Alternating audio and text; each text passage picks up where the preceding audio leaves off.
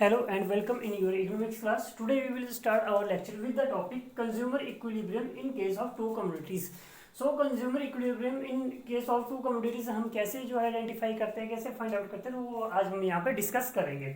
So first of all we have to go through the definition. First of all हमें definition के through यहाँ पे जाना पड़ेगा. तो डेफिनेशन क्या होती है? जब हमने consumer equilibrium in case of single commodity किया था तो उस समय मैंने एक्सप्लेन किया था कि it is a situation or condition where a consumer gets maximum satisfaction out of his given income.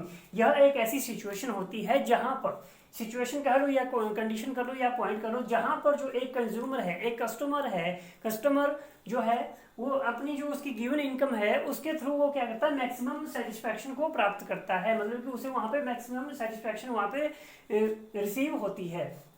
Okay, and what is a customer? Customer हमने बताया था कि कस्टमर और कंज्यूमर कौन होता है? Who utilise the things to satisfy his needs.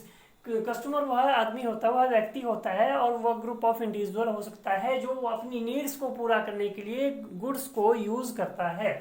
सो जो definition यहाँ पे हमारे पास होगी कि कंज्यूमर इक्विलिब्रियम क्या होता है. Now condition, what is the condition in case of two commodities. जो टू कमोडिटीज के केस में यहाँ पे जो कंज्यूमर इक्विलिब्रियम की कंडीशन क्या होती है? तो कंडीशन इसमें वेरी सिंपल है, MUX upon PX. That means की marginal utility of goods X upon PX जो है वो किसके इक्वल होगी? यहाँ पे MUY अपॉन PY. मतलब कि जो एक गुड्स से हमारे को यहाँ पे मार्जिनल यूटिलिटी मिलेगी वो दूसरी गुड्स से प्राप्त होने वाली मार्जिनल यूटिलिटी के बराबर होनी चाहिए. तो उस कंडीशन को हम क्या बोलेंगे यहाँ पे? Consumer equilibrium. तो जैसे हमने लास्ट में जब सिंगल कमोडिटी के उसमें केस में ये किया था तो हमारे पास जो कंडीशन थी वो कंडीशन क्या थी कि marginal utility of goods X upon यहाँ पे हमारे पास PX आता था और is equal to marginal utility of money. ये कंडीशन थी. लेकिन टू गुड्स में क्या हो जाएगा? एक गुड्स तो हमने X ले ली और एक गुड्स हमने Y ले ली. जहां पे गुड्स X से मिलने वाली मार्जिनल यूटिलिटी और गुड्स Y से मिलने वाली मार्जिनल यूटिलिटी बराबर होगी, उस पॉइंट को हम कंज्यूमर इक्विलिब्रियम का नाम देंगे. सो इस तरह से हम यहाँ पर हमारे पास अगर ये कंडीशन यहाँ पे सेटिस्फाई हो जाती है तो वहां पे हमारे पास point of equilibrium in case of two commodities आ जाता है. तो ये कैसे आता है ना? अब हम इसे एक शेड्यूल, एक टेबल और एक डायग्राम से यहाँ पे इसे एक्सप्लेन करेंगे. Now come to the schedule. तो शेड्यूल हमारे पास यहाँ पे गिवन होगा consumer equilibrium in case of two commodities के यहाँ पे केस में हमारे पास शेड्यूल इस तरह से यहाँ पे टेबल बनेगा. अगर आपका टेबल सही है तो हमारे पास जो ग्राफ भी सही बनेगा. ग्राफ सही बना तो हमारे पास जो क्वेश्चन है वो भी सही होगा. तो ध्यान से देखना है कि हमने यहाँ पे करना कैसे है, इसे सॉल्व कैसे करेंगे.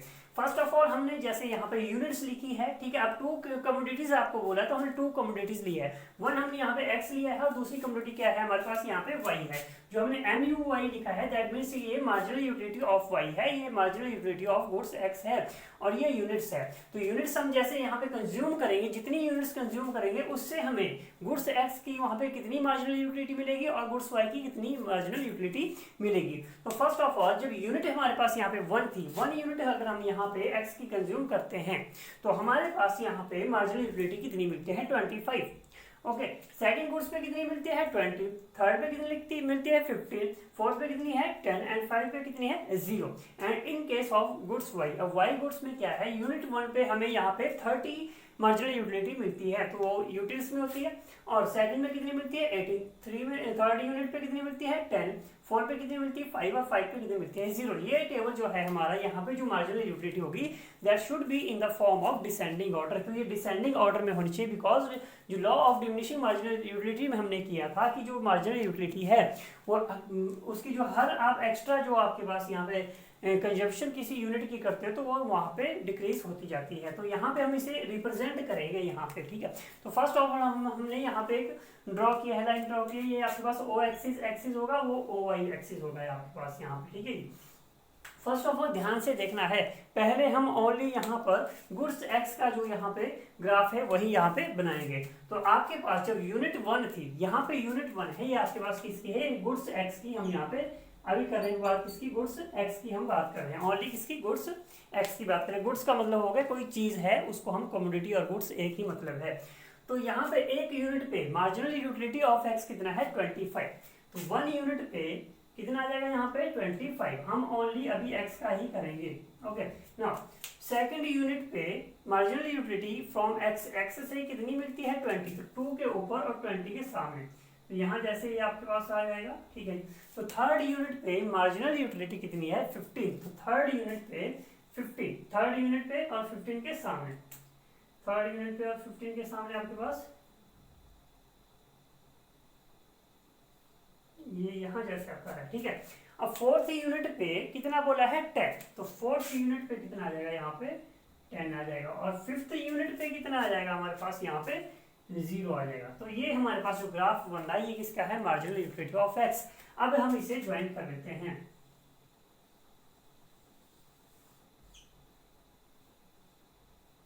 तो हम यहाँ पे लिखेंगे mu ऑफ x, तो ये मार्जिनल यूटिलिटी ऑफ x हमारे पास आ गया है।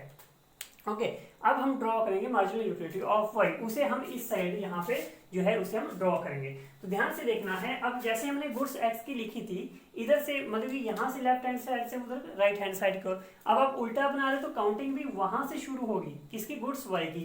तो काउंटिंग स्टार्ट करते हैं, जहाँ 5 होगा वहां पे कर लेंगे 1, यहाँ पे 2 3 4 5, मतलब इधर से आप क्योंकि उल्टा ग्राफ बना रहे तो आपकी काउंटिंग इस तरफ को चलेगी। तो आप यहाँ पे क्या लिखेंगे, गुड्स y, और गुड्स y की काउंटिंग कैसी है, फ्रॉम राइट टू लेफ्ट, और x की कैसी, लेफ्ट टू राइट। ठीक है, तो इसे हम यहाँ पे अब सॉल्व करेंगे। फर्स्ट ऑफ ऑल अब ध्यान से देखना है, यहाँ पे जो आपके पास, जब आपके पास हमने अभी जो जब क्वेश्चन स्टार्ट किया तो मैंने एक कंडीशन आपको बताई थी कि आपके पास जो है पॉइंट ऑफ इक्विलिब्रियम क्या होगा, जहाँ पे आपके पास marginal utility from both the goods is equal, जहाँ पे दोनों गुड्स से मिलने वाली मार्जिनल यूटिलिटी आपके पास इक्वल होगी। तो यहाँ पे ये इक्वल है, तो ध्यान रखना है। ठीक है, तो मार्जिनल यूटिलिटी कहाँ होगी, वो यहाँ पे हमें ग्राफ में पता लग जाएगा। जब मार्जिनल यूटिलिटी, अब यहाँ पे हम गुड्स y का यहाँ पे ग्राफ बना लेते हैं, उसके बाद हम एक्सप्लेन करेंगे। तो गुड्स y का ग्राफ बनाएंगे, 1 यूनिट पे कितना है 30, तो 1 गुड्स y का वहां पे है, तो 1 के ऊपर यहाँ पे कितना रहेगा 30, क्योंकि अब हम गुड्स y की बात कर रहे हैं, तो ये आ जाएगा 1 पे 30। सेकंड यूनिट पे गुड्स y का कितना है 18, तो सेकंड यूनिट ये है, सेकंड के ऊपर 18 बोला है, तो यहाँ पे 20 से थोड़ा सा नीचे और 2 के बिल्कुल ऊपर यहाँ जैसे आ जाएगा ये। ओके, थर्ड यूनिट पे कितना है, यहाँ पे y की बात हो रही है 10, तो थर्ड यूनिट पे 10 कहाँ होगा,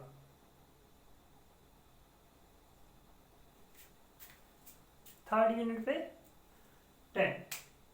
ओके, नाउ फिफ्थ यूनिट पे यहाँ पे कितना देखते हैं 0, सॉरी थर्ड यूनिट पे कितना है 10, फोर्थ पे कितना है 5, तो फोर्थ यूनिट पे यहाँ पे आ जाएगा आपके पास 5, और फिफ्थ यूनिट पे कितना आ जाएगा यहाँ पे आपके पास 0 आ जाएगा। सो हमारे पास क्वेश्चन में यहाँ पे ऐसे ग्राफ बन जाएगा। एक बार फिर से रिपीट कर लेते हैं। यहाँ पे आपने ध्यान रखना है, जब हम मार्जिनल यूटिलिटी का यहाँ पे जो है ड्रॉ करेंगे गुड्स y का, तो जैसे हमारे पास 1 ग्रुप पे जो आपके पास 1 था, तो 1 हमारा यहाँ जैसे होगा। ठीक है, 5 के बिल्कुल नीचे नहीं होगा, थोड़ा राइट हैंड साइड में होगा। तो 1 के ऊपर हमारे पास यहाँ पे जो मार्जिनल यूटिलिटी है कितनी है 30, 2 के ऊपर कितना है 18 है, 3 के ऊपर यहाँ पे 3 देखेंगे, वो वाला 3 नहीं देखना, हमें गुड्स y का 3 देखना, तो 3 के ऊपर कितना बोला है 10। अब ध्यान देखना है आपने कि 3 के ऊपर कितना 10, 4 के ऊपर कितना है 5, 4 के ऊपर, इस 4 के ऊपर गुड्स y की बात करें तो 4 के ऊपर 5, और यहाँ पे फिर उसके बाद जब आपके पास यूनिट 5 है तो मार्जिनल यूटिलिटी कितना है 0, तो 5 के ऊपर 0 वाली लाइन ये है। अब इसे हम यहाँ पे ऐसे मार्क कर लेते हैं, यहाँ पे ज्वाइन कर लेंगे इसे हम। सो जो ये हमारे पास आया that is the marginal utility of y, तो जो ये कर्व हमारे पास बना है वो मार्जिनल यूटिलिटी ऑफ y होगा। अब ध्यान से हमने यहाँ पे देखना है, अब जहां पे हमारे पास ये मार्जिनल यूटिलिटी ऑफ x और मार्जिनल यूटिलिटी ऑफ y की लाइन आपस में इंटरसेक्ट करेगी, मतलब एक दूसरे को काटेगी, दैट मीन्स कि वो क्या है point of equilibrium. So we can, अब यहाँ पे हम इसे ज्वाइन कर लेते हैं।